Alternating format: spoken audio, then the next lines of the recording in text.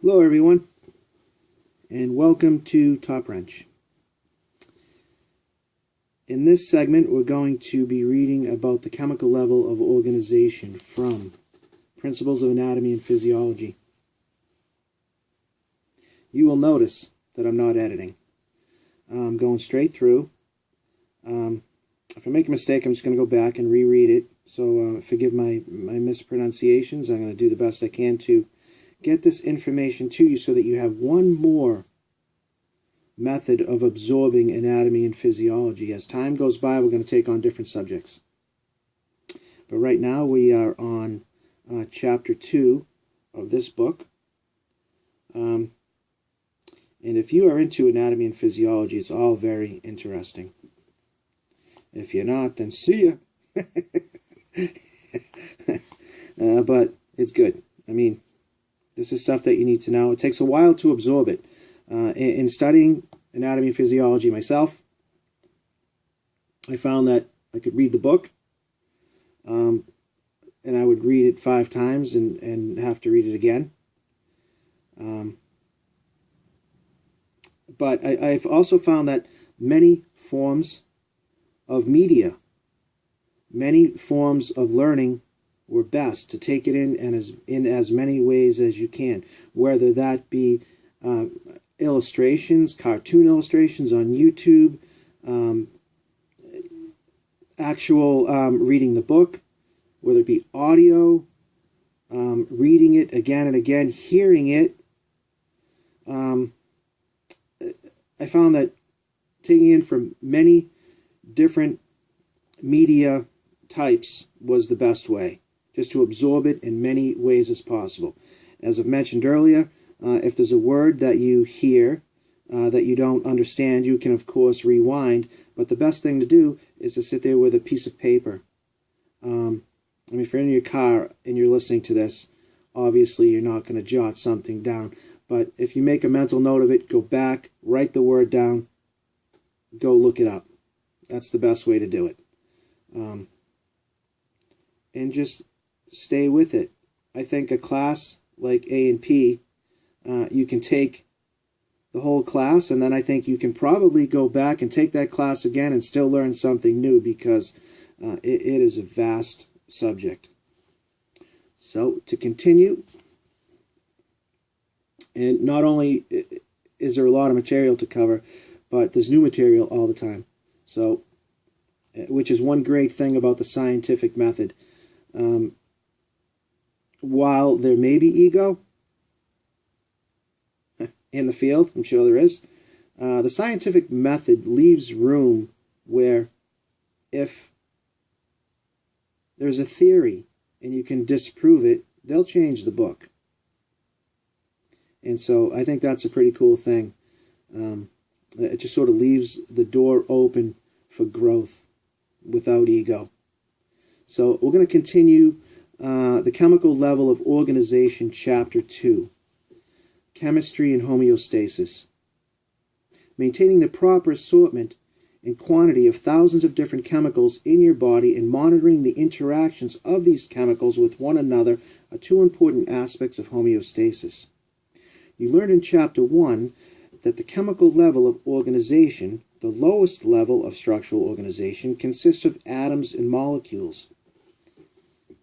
These letters of the anatomical alphabet ultimately combine to form body organs and systems of astonishing size and complexity. In this chapter, we consider how atoms bond together to form molecules and how atoms and molecules release or store energy in processes known as chemical reactions. You will also learn about the vital importance of water, which accounts for nearly 2/3 of your body weight, in chemical reactions and the maintenance of homeostasis. Finally, we present several groups of molecules whose unique properties contribute to the assembly of your body's structures and to powering the processes that enable you to live. Chemistry is the science of the structure and interactions of matter. All living and non-living things consist of matter, which is anything that occupies space and has mass. Mass is the amount of matter in any object, which does not change. Weight, the force of gravity acting on matter, does change. When objects are farther from Earth, the pull of gravity is weaker. This is why the weight of an astronaut is close to zero in outer space. How is matter organized? The objective of this chapter is to identify the main chemical elements of the human body, to describe the structures of atoms, ions, molecules, free radicals, and compounds. Chemical elements. Matter exists in these states: solid, liquid, and gas. I have to stop here because it doesn't mention plasma. So, we've all learned in school the forms of matter: solid, liquid, gas, and plasma. Which does not apply here. Maybe it does. Yeah, but there's another form. So, let's continue. The chemical elements. Matter exists in three states: solid, liquid, and gas. Solid, such as bones and teeth, are compact and have a definite shape and volume. Liquids, such as blood plasma, which is a different type of plasma, liquids such as blood plasma have a definite volume and assume the shape of their container. Gases like oxygen and carbon dioxide have neither a definite shape nor volume. All forms of matter, both living and non-living, are made up of a limited number of building blocks called chemical elements. Each element is a substance that cannot be split into a simpler substance by ordinary chemical means. Scientists now recognize 117 elements. Of these, 92 occur naturally on Earth. The rest have been produced from the natural elements using particle accelerators or nuclear reactors. Each element is designated by a chemical symbol. One or two letters of the element's name in English, Latin, or another language.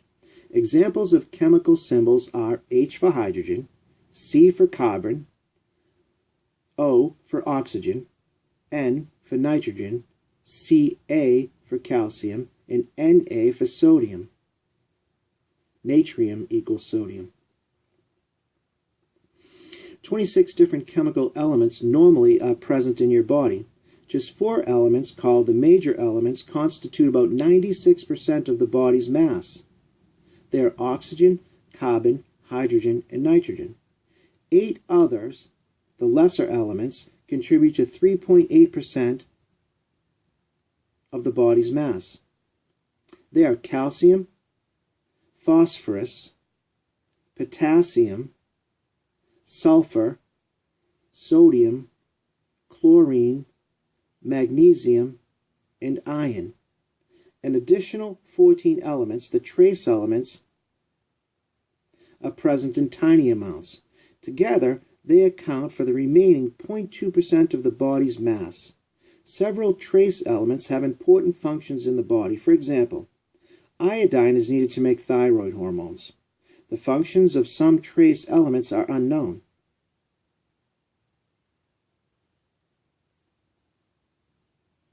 Now I will read a list of the main chemical elements in the human body. These elements are also part of the periodic table of elements. I'm going to read the chemical element, the major element, first, followed by the percentage of total body mass and the significance. Oxygen, 65% of total body mass.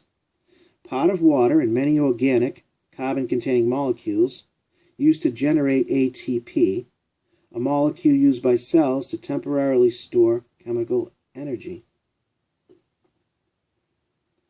Carbon, 18.5%. It forms the backbone, chains, and rings of all organic molecules, carbohydrates, lipids, which are fats, proteins, and nucleic acids, which make up DNA and RNA. Hydrogen, 9.5%, a constituent of water in most organic molecules, ionized from hydrogen, makes body fluids more acidic.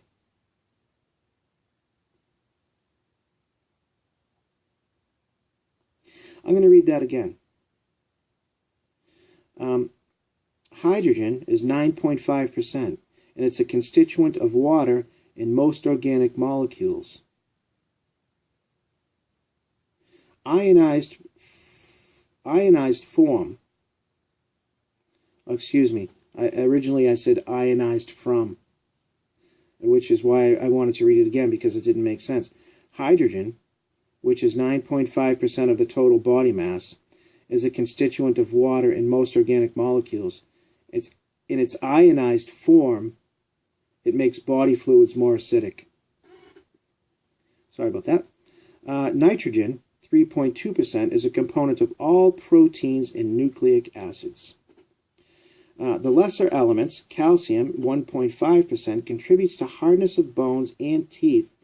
Ionized form of calcium needed for blood clotting, release of some hormones, contraction of muscles, and many other processes. Phosphorus, 1%. It's a component of nucleic acid and ATP required for normal bone and tooth structure. Potassium, 0.35%, ionized form, is the most plentiful cation, or positively charged particle, in intracellular fluid needed to generate action potential. Sulfur, 0.25%, is a component of some vitamins and many proteins. Sodium, the ionized form, is the most plentiful cation in extracellular fluid, essential for maintaining water balance needed to generate action potentials. Chlorine, 0.2%. The ionized form is the most plentiful anion, negatively charged particle, in extracellular fluid, essential for maintaining water balance. Magnesium, 0.1%, ionized form, is needed for action of many enzymes, molecules that increase the rate of chemical reaction in organisms. Iron, 0.005%. The ionized forms are part of hemoglobin, the oxygen-carrying protein in red blood cells, and some enzymes, proteins that catalyze chemical reactions in living cells. Trace elements make up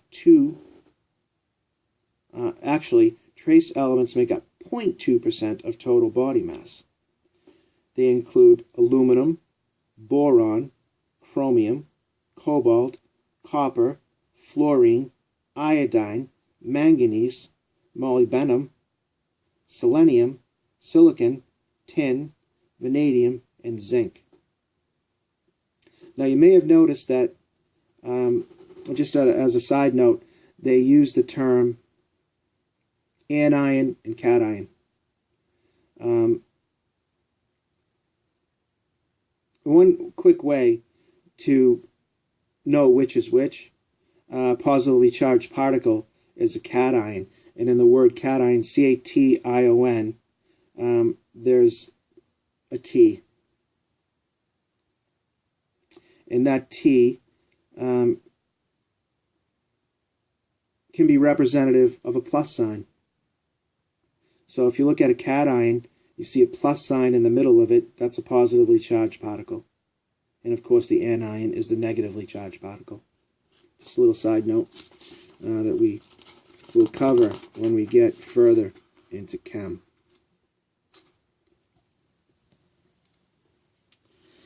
The structures of atoms. Each element is made up of atoms, the smallest unit of matter that retain the properties and characteristics of the element. Atoms are extremely small. 200,000 of the largest atoms would fit on the period at the end of this sentence. Hydrogen atoms, the smallest atoms, have a diameter less than 0.1 nanometer, which is 0.1 times 10 to the negative 9.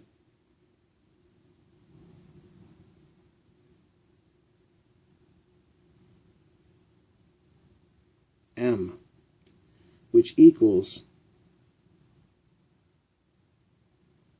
so again, the hydrogen atom, the smallest atoms, have a diameter less than 0.1 nanometer, or 0.1 times 10 to the negative 9 m equals 0.0000000001 m.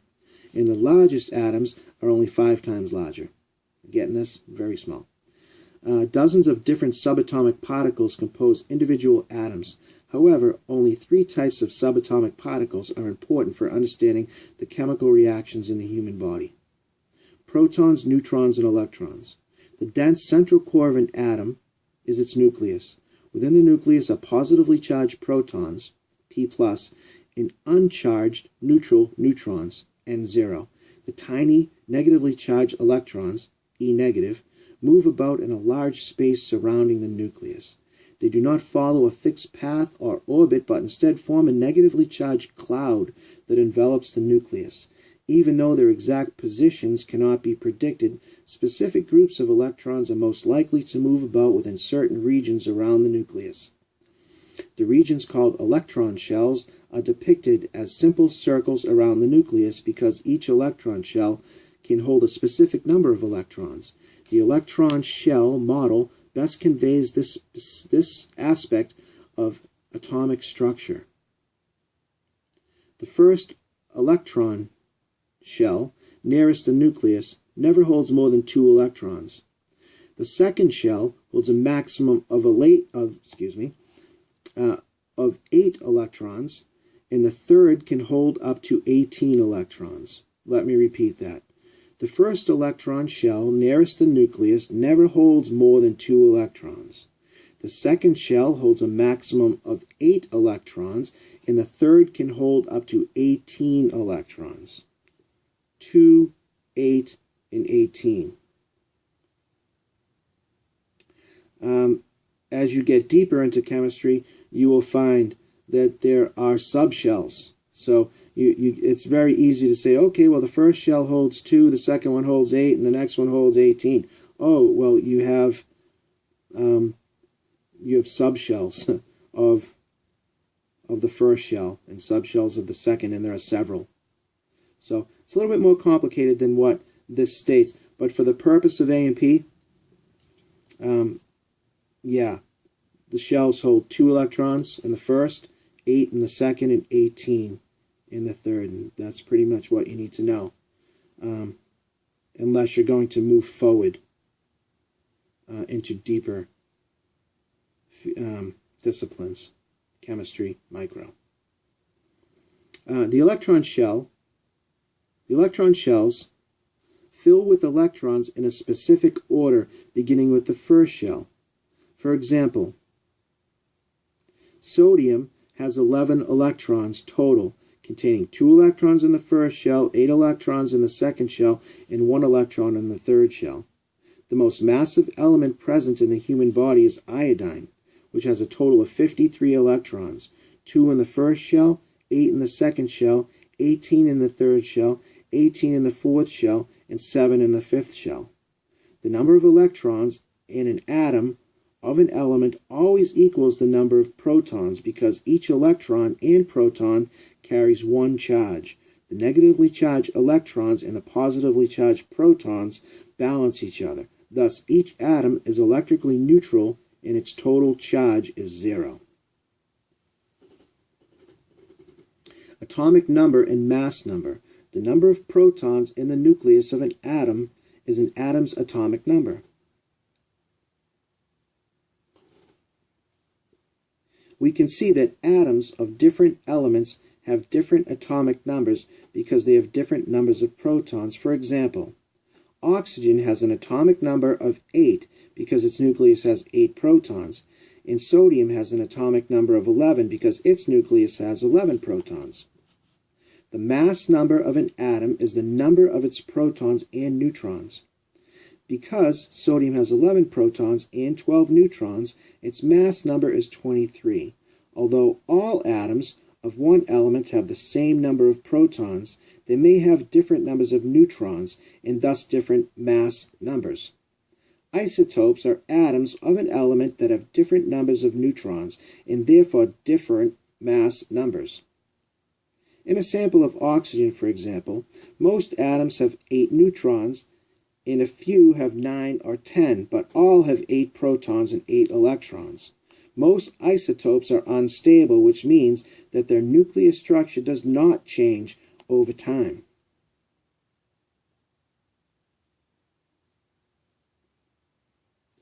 Let me rephrase that.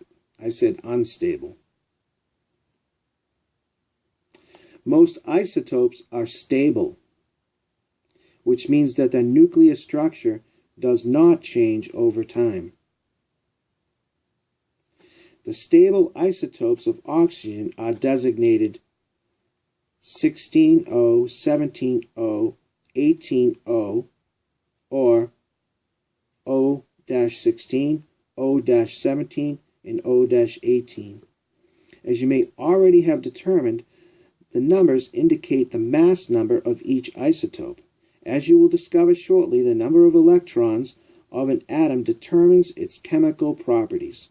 Although the isotopes of an element have different numbers of neutrons, they have identical chemical properties because they have the same number of electrons.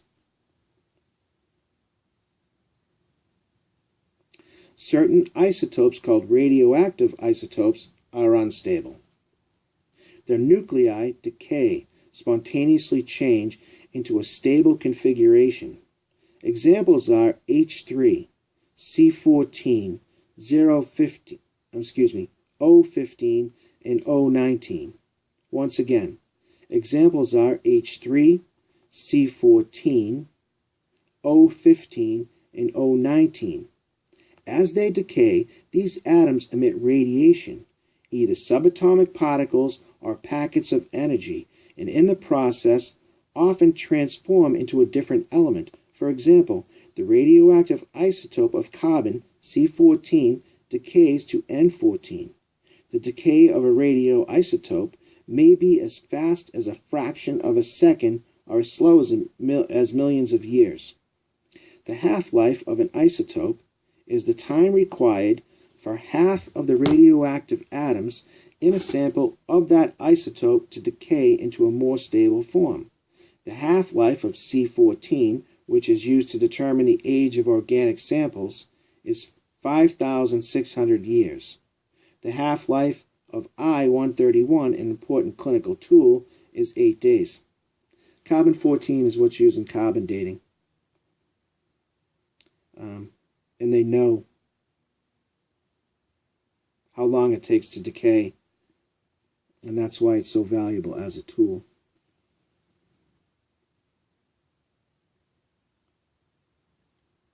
Now, the atoms of different elements have different atomic numbers because they have different numbers of protons.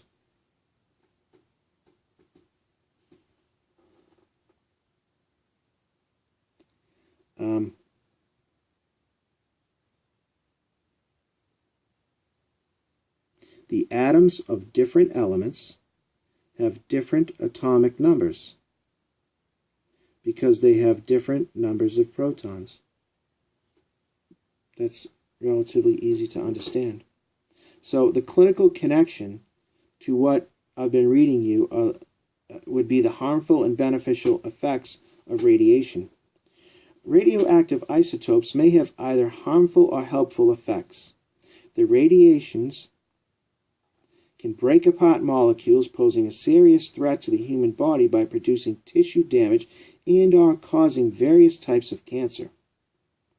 Although the decay of naturally occurring radioactive isotopes typically releases just a small amount of radiation into the environment, localized accumulations can occur. Radon-222, a colorless and odorless gas that is naturally occurring radioactive breakdown product of uranium, may seep out of the soil and accumulate in buildings. It's not only associated with many cases of lung cancer in smokers, but also has been implicated in many cases of lung cancer in non-smokers. Beneficial effects of certain radioisotopes include their use in medical imaging procedures to diagnose and treat certain disorders. Some radioisotopes can be used as tracers to follow the movement of certain substances through the body. Thallium-201 is used to monitor blood flow through the heart during an exercise stress test. Iodine-131 is used to detect cancer of the thyroid gland and to assess its size and activity. It may also be used to destroy part of an overactive thyroid gland. Cesium-137 is used to treat advanced cervical cancer, and iridium is used to treat prostate cancer.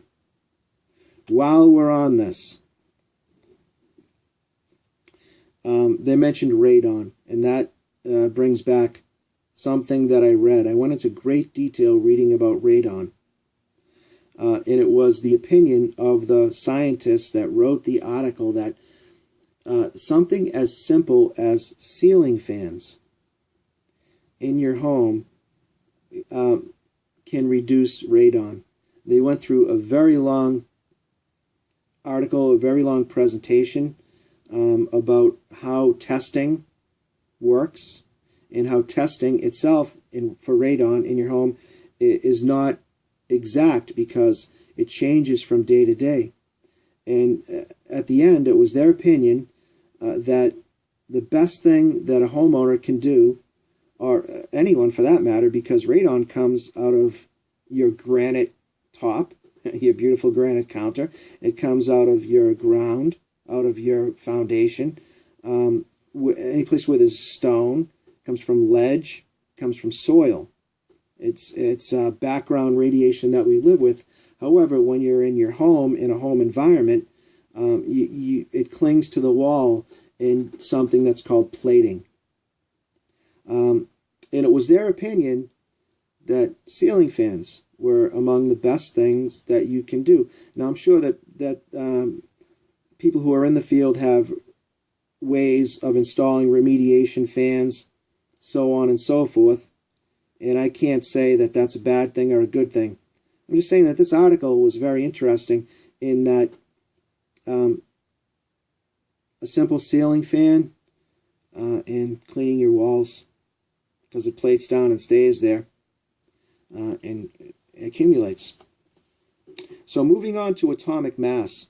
The standard unit for measuring the mass of atoms and their subatomic particles is a Dalton, also known as an atomic mass unit, AMU. A neutron has a mass of 1.008 Daltons and a proton has a mass of 1.007 Daltons. The mass of an electron at 0.0005 Dalton is almost 2,000 times smaller than the mass of a neutron or proton. The atomic mass, also called the atomic weight, of an element is the average mass of all its naturally occurring isotopes. Typically, the atomic mass of an element is close to the mass number of its most abundant isotope.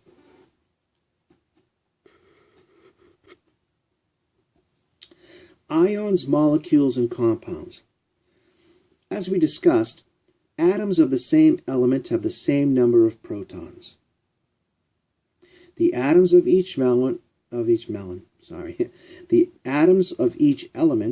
have a characteristic way of losing, gaining, or sharing their electrons when interacting with other atoms to achieve stability.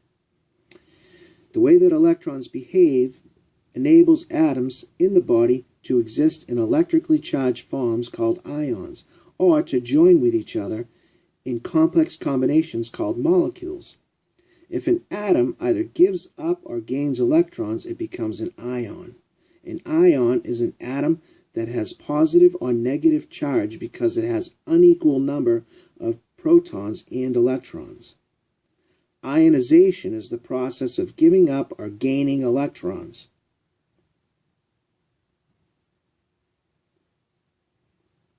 An ion of an atom is symbolized by writing its chemical symbol followed by the number of its positive or negative charges. Thus, calcium 2 plus, or Ca, with the exponent 2 plus, stands for a calcium ion that has two positive charges because it has lost two electrons.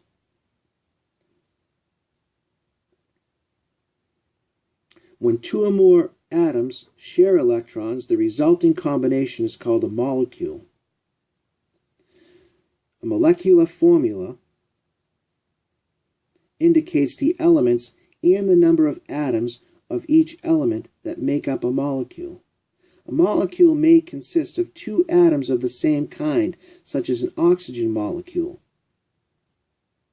The molecular formula for a molecule of oxygen is O2. The subscript 2 indicates that the molecule contains two atoms of oxygen. Two or more different kinds of atoms may also form a molecule, as in a water molecule, H2O. In H2O, one atom of oxygen shares electrons with two atoms of hydrogen. A compound is a substance that contains atoms of two or more different elements. Most of the atoms in the body are joined into compounds. Water, H2O, and sodium chloride, NaCl, common table salt, are compounds. However, a molecule of oxygen is not a compound because it consists of atoms of only one element. I'd like to go back here for a moment because I read something that for a moment it didn't make sense to me. So I want to clarify it because it's very easy to get confused with chem.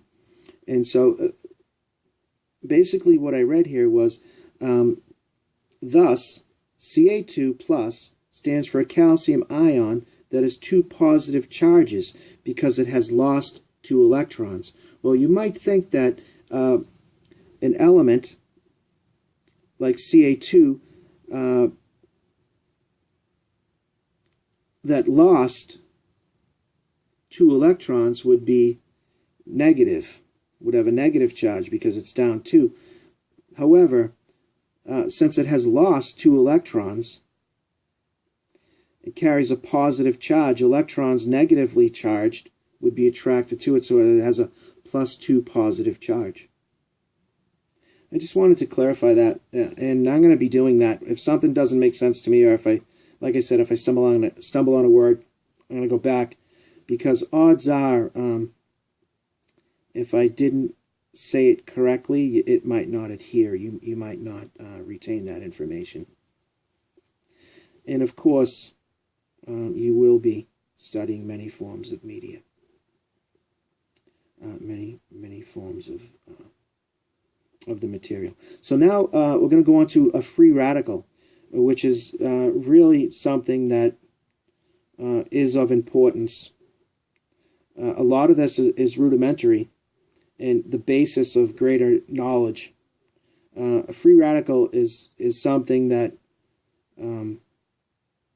is of danger to us every day. And you want to keep that stuff to a minimum, the free radicals. Oxidative stress is something that would be covered in free radicals. But we will, I'm sure, find this later on. But a free radical is an electrically charged atom or a group of atoms with an unpaired electron in the outermost shell. So repeat, a free radical is an electrically charged atom or group of atoms with an unpaired electron in the outermost shell.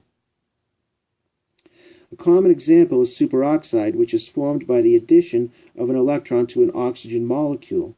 Having an unpaired electron makes a free radical unstable, highly reactive, and destructive to nearby molecules.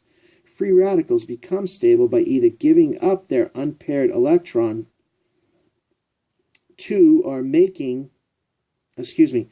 or taking on an electron from another molecule. So let me repeat that. Free radicals become stable by either giving up their unpaired electron to or taking on an electron from another molecule. So, in so doing, free radicals may break apart important body molecules. So a free radical is basically a substance or a molecule in your body that's looking to stabilize. and it might stabilize by bonding to an organ or another molecule in your body, and this is the beginning of decay and can present itself in many different ways in illnesses.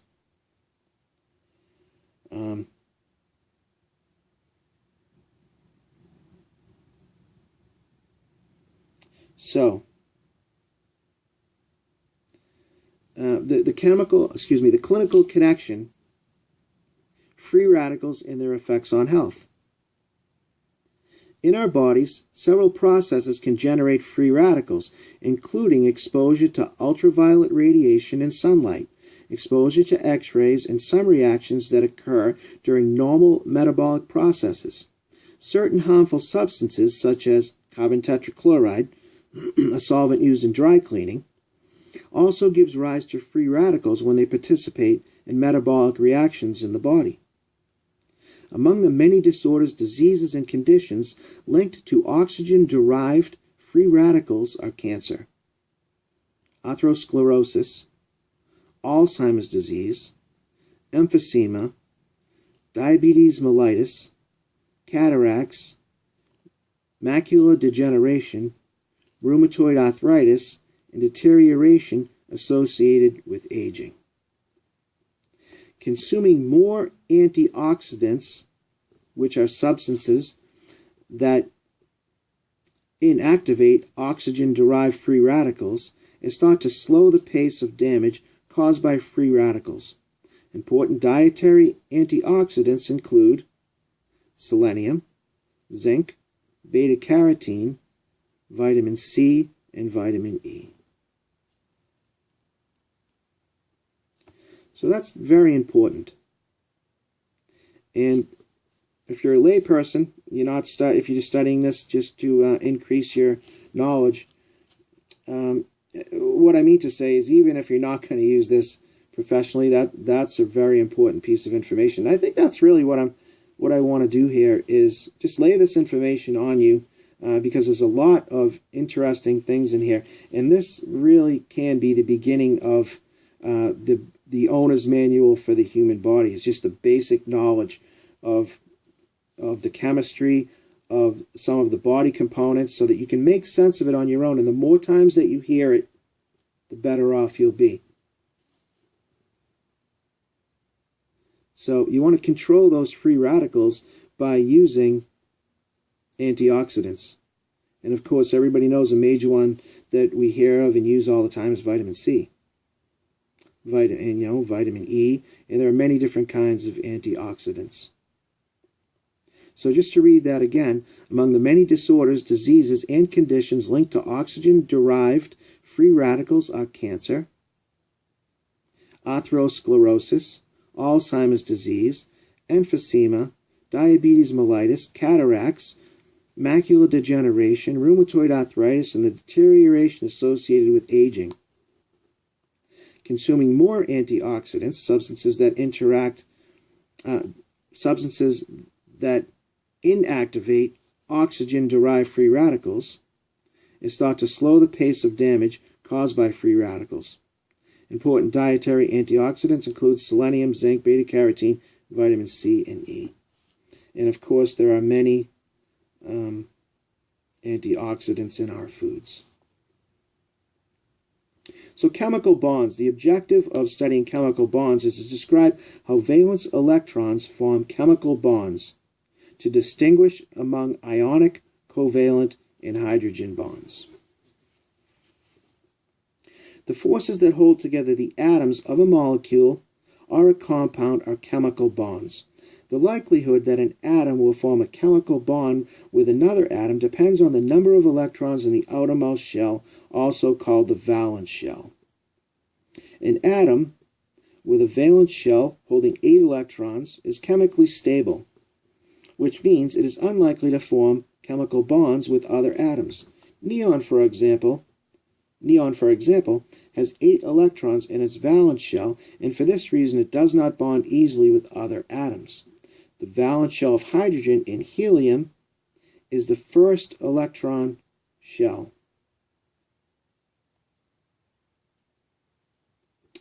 Once again, The valence shell of hydrogen and helium is the first electron shell, which holds a maximum of 2 electrons. Because helium has 2 valence electrons, it too is stable and seldom bonds with other atoms. Hydrogen, on the other hand, has only 1 valence electron, so it binds readily with other atoms. The atom of the most biologically important elements do not have 8 electrons in their valence shells. Under the right conditions, 2 or more atoms can interact in ways that produce a chemically stable arrangement of 8 valence electrons for each atom. The chemical principle, called the octet rule, helps explain why atoms interact in predictable ways. One atom is more likely to interact with another atom. In doing so, will leave both with 8 valence electrons.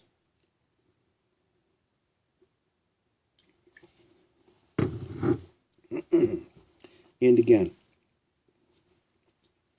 one atom is more likely to interact with another atom if doing so will leave both with 8 valence electrons. For this to happen, an atom either empties its partially filled valence shell, fills it with donated electrons, or shares electrons with other atoms. The way that valence electrons are distributed determines what kind of chemical bond results. We will consider 3 types of chemical bonds: ionic bonds, covalent bonds, and hydrogen bonds.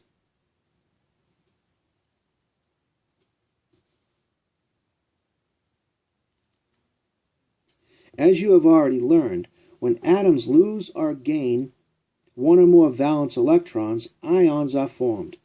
Positively and negatively charged ions are attracted to one another. Opposites attract. The force of attraction that holds together ions with opposite charges is an ionic bond.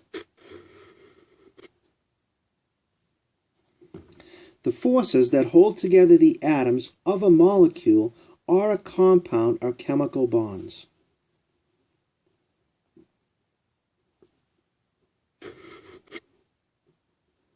And the force of attraction that holds together ions with opposite charges is an ionic bond. Consider sodium and chloride atoms, the components of common table salt.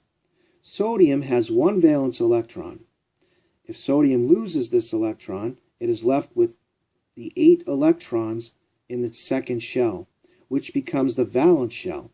As a result, however, the total number of protons, 11, exceeds the number of electrons, 10. Thus, the sodium atom has become a cation, or positively charged ion. The sodium ion has a charge of 1 positive, and is written Na+. By contrast, chlorine has 7 valence electrons. If chlorine gains an electron from a neighboring atom, it will have a complete octet in its 3rd electron shell. After gaining an electron, the total number of electrons, 18, exceeds the total number of protons, 17. So once again, after gaining an electron, the total number of electrons, 18, exceeds the number of protons, 17, and the chlorine atom has become an anion, a negatively charged ion.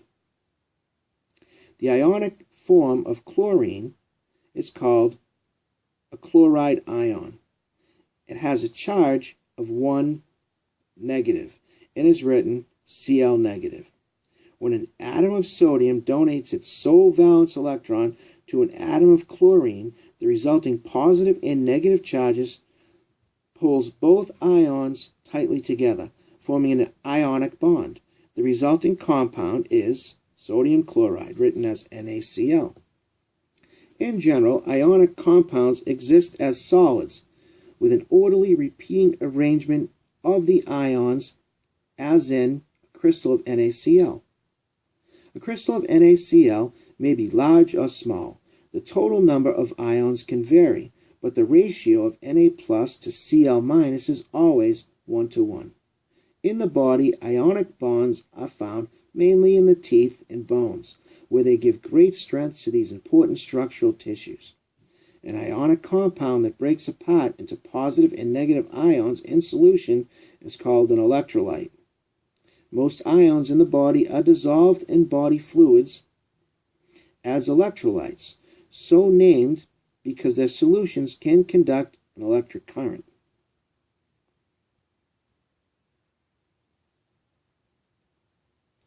In Chapter 27, we will discuss the chemistry and importance of electrolytes.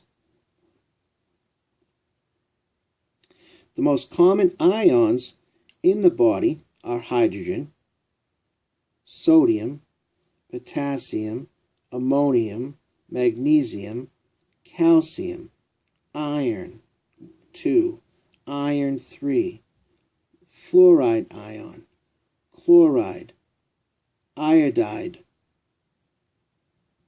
hydroxide, bicarbonate, oxide, sulfate, and phosphate.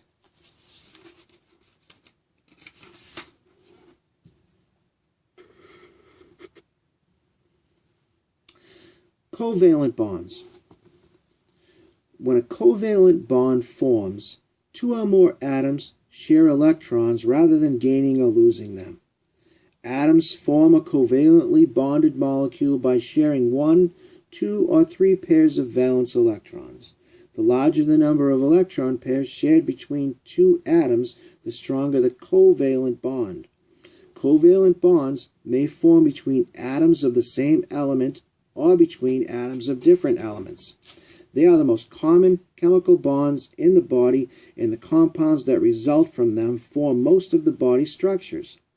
A single covalent bond results when two atoms share one electron pair. For example, a molecule of hydrogen forms when two hydrogen atoms share their single valence electron, which allows both atoms to have a full valence shell at least part of the time. A double covalent bond results when two atoms share 2 pairs of electrons, as happens in an oxygen molecule. A triple covalent bond occurs when two atoms share 3 pairs of electrons, as in a molecule of nitrogen.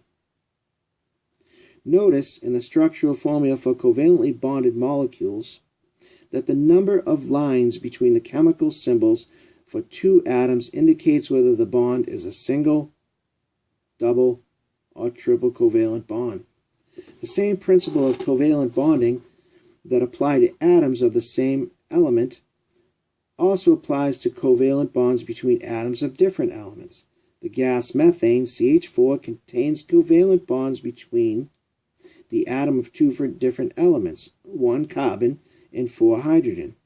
The valence shell of the carbon atom can hold 8 electrons but has only 4 of its own. The single electron shell of a hydrogen atom can hold 2 electrons, but each hydrogen atom has only 1 of its own. A methane molecule contains 4 separate single covalent bonds.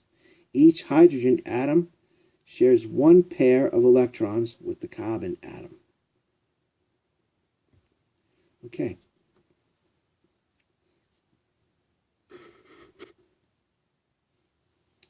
In some covalent bonds, 2 atoms share the electrons equally.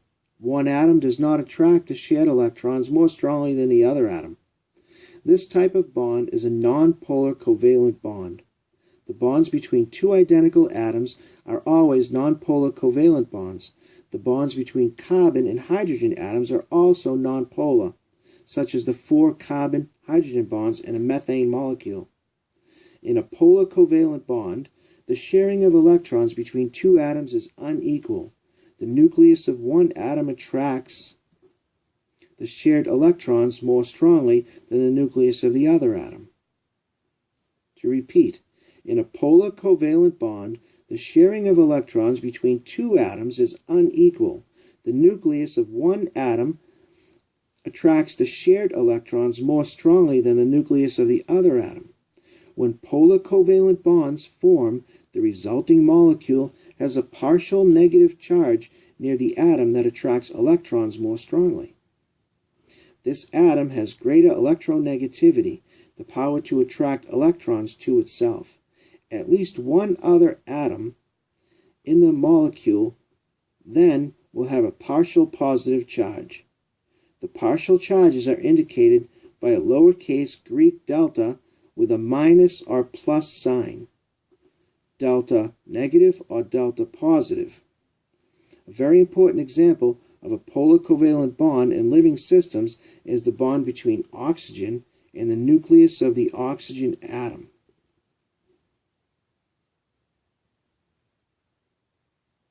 Which attracts the electrons more strongly than the nuclei of the hydrogen atoms, so the oxygen atom is said to have a greater electronegativity.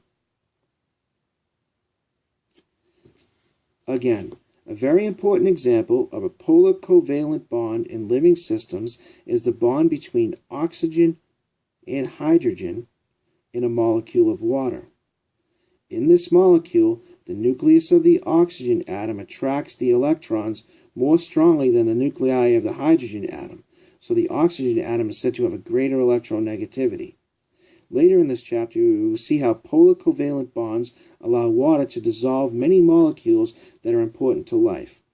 Bonds between nitrogen and hydrogen and those between oxygen and carbon are also polar bonds. Hydrogen bonds. The polar covalent bonds that form between hydrogen atoms and other atoms can give rise to a third type of chemical bond, a hydrogen bond.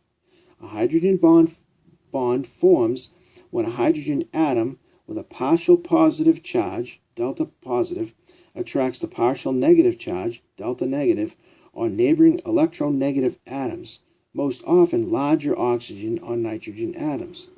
Thus, hydrogen bonds result from the attraction of oppositely charged parts of molecules rather than from sharing of electrons, as in covalent bonds, or the loss or gain of electrons, as in ionic bonds. Hydrogen bonds are weak compared to ionic and covalent bonds. Thus, they cannot bind atoms into molecules. However, hydrogen bonds do establish important links between molecules or between different parts of a larger molecule, such as a protein of nucleic acid, both discussed later in this chapter. The hydrogen bonds that link neighboring water molecules give water considerable cohesion, the tendency of like particles to stay together. The cohesion of water molecules creates a very high surface tension. Aha, the bugs walking on water. The cohesion of water molecules creates a very high surface tension, a measure of the difficulty of stretching or breaking the surface of a liquid. At the boundary between water and air, water's surface tension is very high because the water molecules are much more attracted to one another than they are attracted to molecules in the air. This is readily seen when a spider walks on water or a leaf floats on water. I jumped ahead there. That was a spoiler. Okay, so the influence of water's surface tension on the body can be seen in the way it increases the work required for breathing. Interesting. A thin film of watery fluid coats the air sacs of the lungs, so each inhalation must have enough force to overcome the opposite effect of surface tension as the air sacs stretch and enlarge when taking in air. Even though single hydrogen bonds are weak, very large molecules may contain thousands of these bonds. Acting collectively, hydrogen bonds provide considerable strength and stability and help determine the three-dimensional shape of large molecules. As you will see later in this chapter, a large molecule's shape determines how it functions.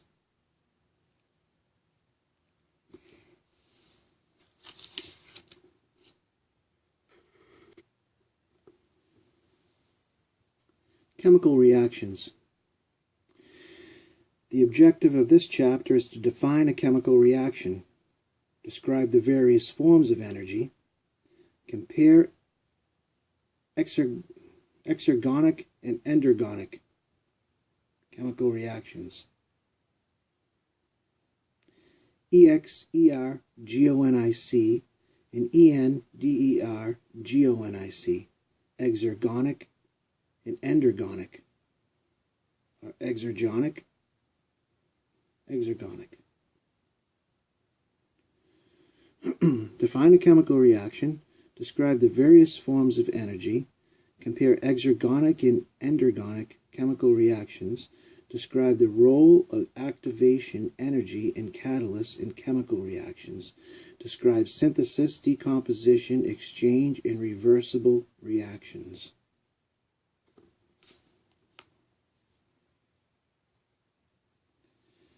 Okay, a chemical reaction occurs when new bonds form or old bonds break between atoms. Chemical reactions are the foundation of all life processes and, as we have seen, the interactions of valence electrons.